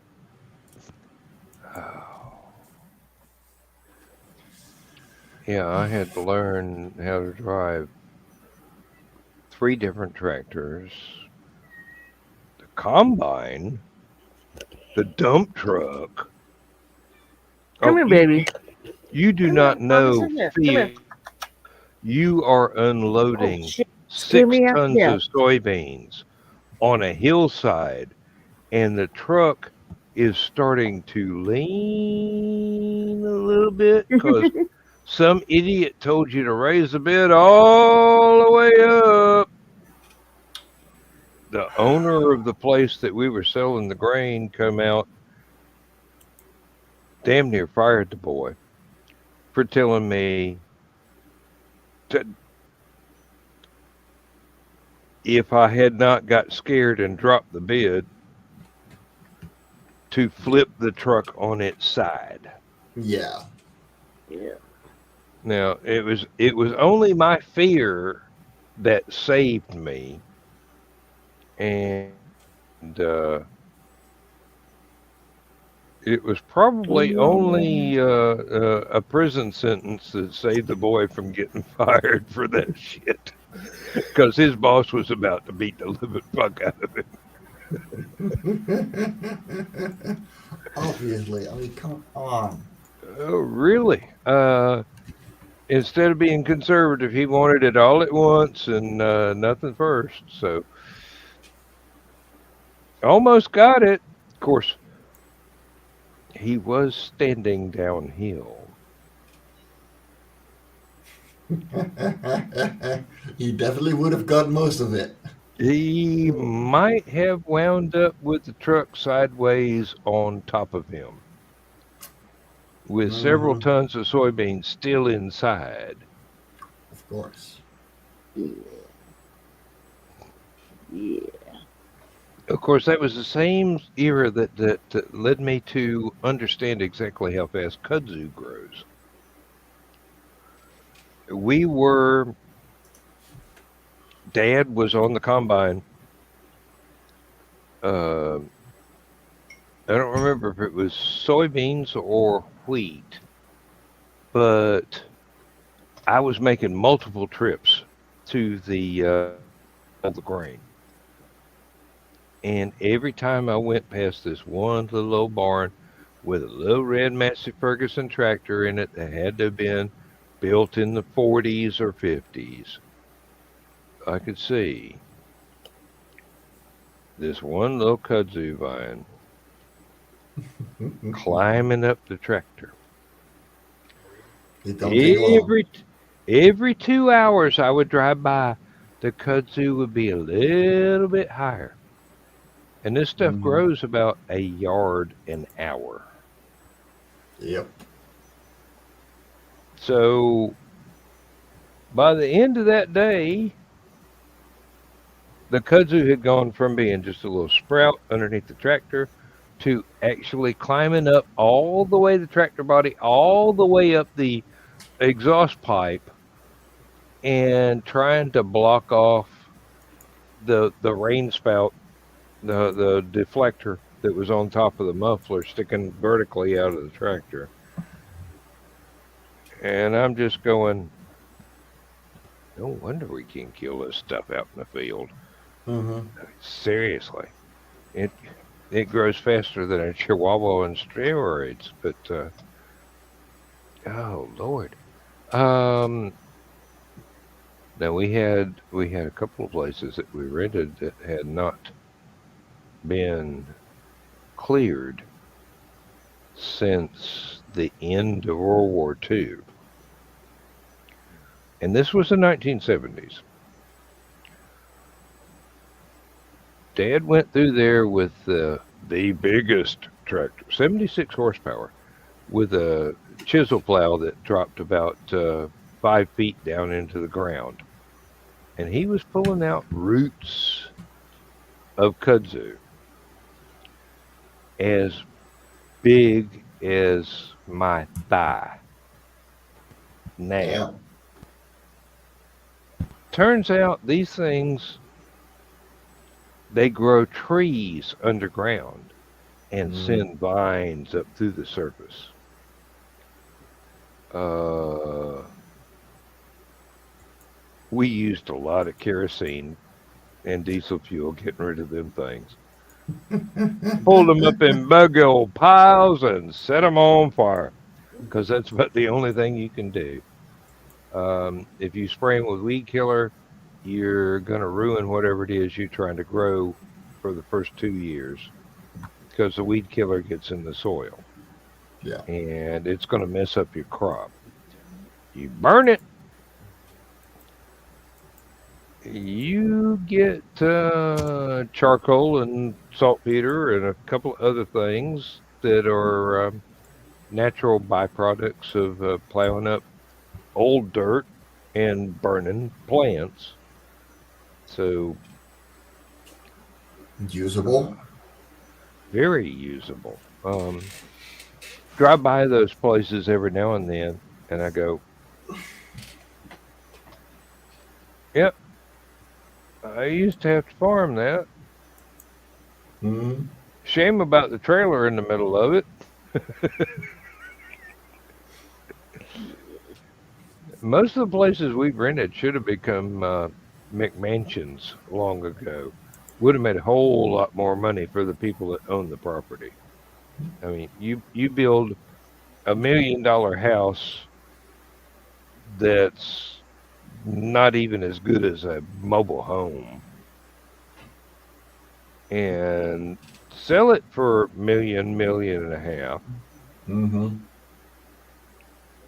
on about half an acre of ground. I mean, just barely enough to give it a yard all the way around before your neighbor. And you could hang out the window and pass your neighbor a cup of sugar if they asked for it because the houses were that close together. But they were built like rubbish, absolute rubbish. Very fast, very cheap. Um, Not meant to last, Yeah. just meant to sell. And they're all over the place here. I mean, there's one up there. The houses are already falling apart, and I watched them being built 5 years ago. It's just it's. There's no honor in that. Uh, No.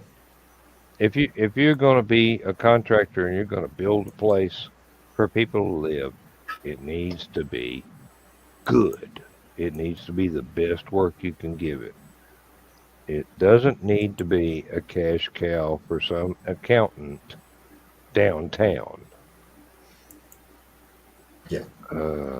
Sorry, on my hobby horse. I'm sorry. I shouldn't have got there. But No, but you're right though. Like coming from construction myself, like the number one thing you want to do is give the best job you can, because that is going to keep keep you at work tomorrow. mhm. And um, especially housing, like a house is going to grow in value no matter what. So if you make one that is built to last and you can modify and yeah, you can always turn a profit. Well, you have experience with houses that have been standing for couple of 100 years. Oh yeah. And they were really well built to start with. And Not so you much. got to live as a contractor. You've got to live up to that kind of standard, and Well, still be able to make a living. I mean, yeah, obviously, you can't build something that's going to last 500 years. Not on the kind of budgets you're given for construction, but you can probably build something that's going to last for 100. yeah. I mean, that's the thing. Like, if you make something that lasts for 100 years, that's going to bring a lot more profit because that means you're building like you're building quality, meaning you're going to get more work out of that. It costs more to build, sure, but Gonna last longer. Right? These people aren't looking for what's going to last longer. They're looking for what's going to line their pocket the fastest. So if they can go ahead and trump up a bunch of repair costs, coming out of your yeah, wallet and stuff like that, that is, it, maybe that's the difference between Dutch construction and American construction. Especially coming around Chicago, you've got a lot of the contractors that are like, we want it to be up, we want it to be somewhat safe. We don't care if it's safe in 5 years. We want it safe. We want it to pass inspection now. A couple years down the line, we can get called back to go ahead and reinforce the structure or knock a wall out. And that's another thing is so many people are like, let's go ahead and knock this wall out to do this. So the Scott Year construction allows a lot of that to happen. Yeah, here there is something called consumer protection, which counts for literally everything. Yeah. If you don't give the quality that is required, either by law or by your own promises, or you make something that is built to fail, let's be honest, you're in trouble. And you definitely don't want to get on that side of the law because they're Donna, how old is your house? When was it built? 1927. And you've had a few problems with it. Oh yeah. Yeah. In my neighborhood, there are places that were built the holes in my ceiling. Yeah. Well, age, like our houses here are built to go about 50 years, which means they stand for 100, obviously.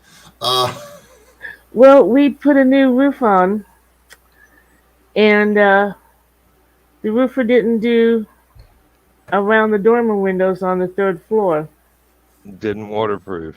Yep. Yeah, and we didn't know it was leaking until a big chunk fell down almost on my cat Loki's head, and then another one almost on mine. And we had the money last year. It's going to get it done. Then the sewer line broke, and if the sewer line is on your property,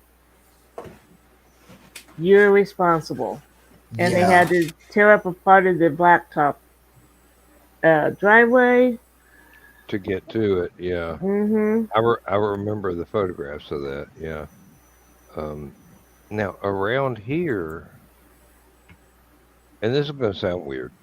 Around here, there are still a lot of houses standing that were built in about 1800 to 1810.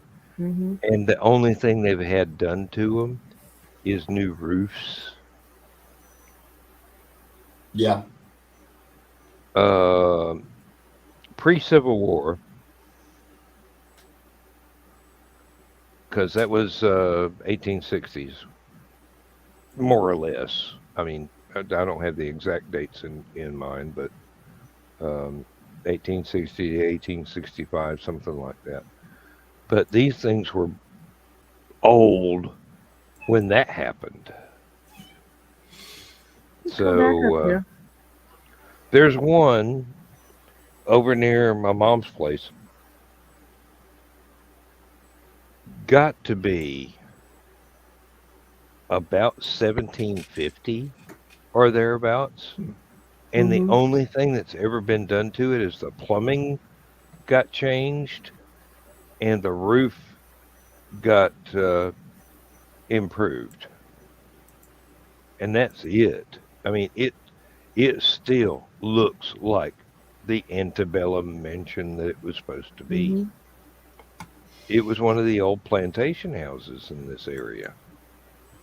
And you can drive around and you can almost see from the places where the old houses are Mhm.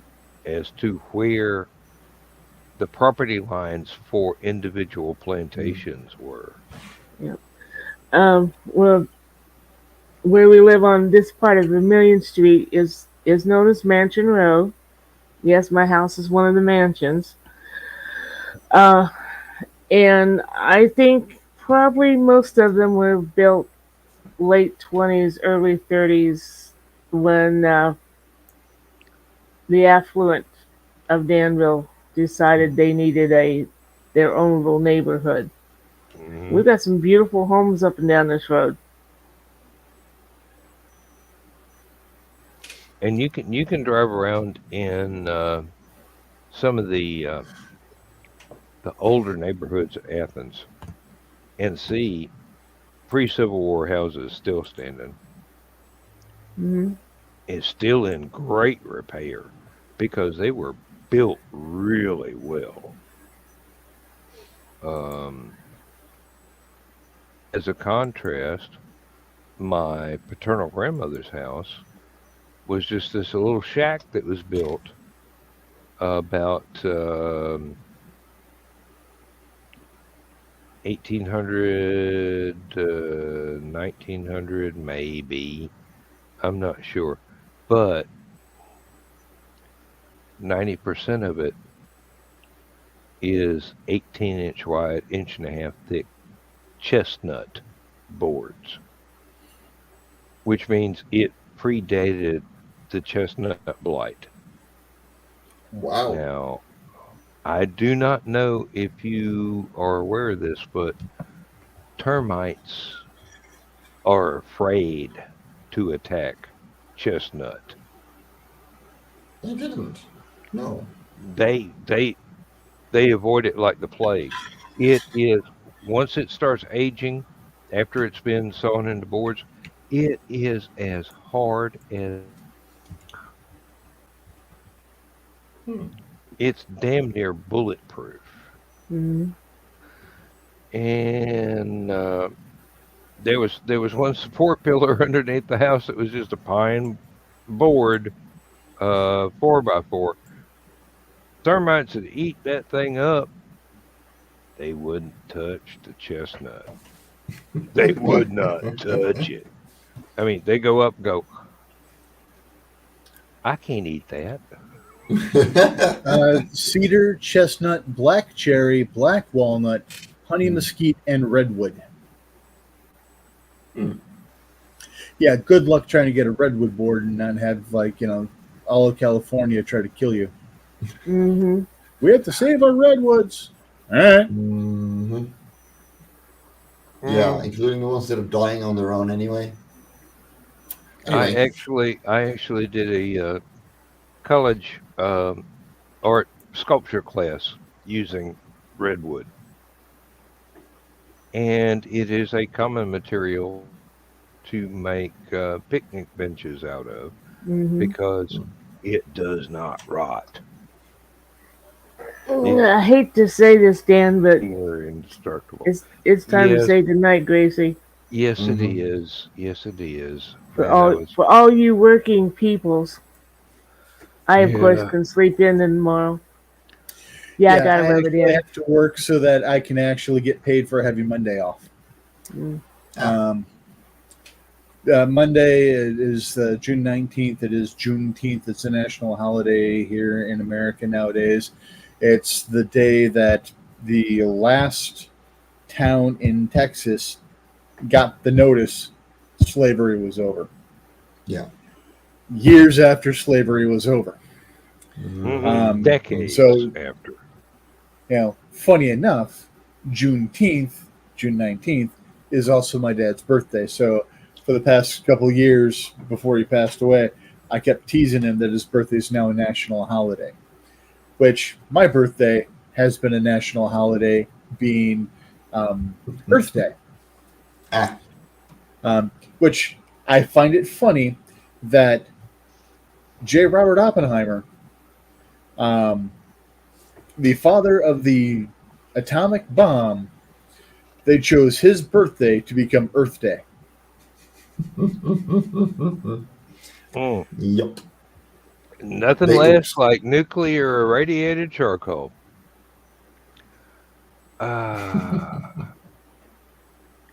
Well, that was a bad note to end the show on, but I've got to go to bed. What, Oppenheimer's birthday? It's a wonderful day to end the note on.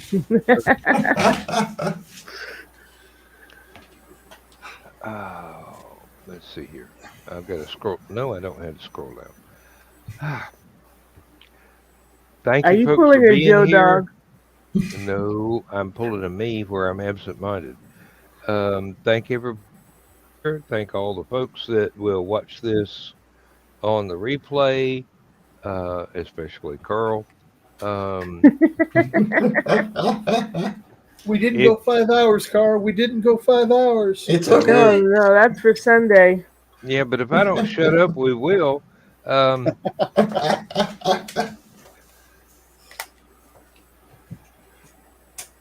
If you enjoyed the show, like, share, subscribe. I don't care about monetizing anything, but that will mean that other people who might enjoy it will get a notice further up in their feed. It'll massage the algorithm so that it shows up in more places. It'll massage the algorithm so it shows up more often in your spaces as well. Yeah, if I massage the algorithm, we're not going to go there. It's not the green room. It's not the green room. You mean it's not going to be a happy ending? Hello. It was this afternoon. Oh, did I say that out loud? Good night, lovelies. Good night, everyone. Night, everyone. Good night, Mrs. McGillicuddy, wherever you are. Pull the lever, Kronk. Roll the lever.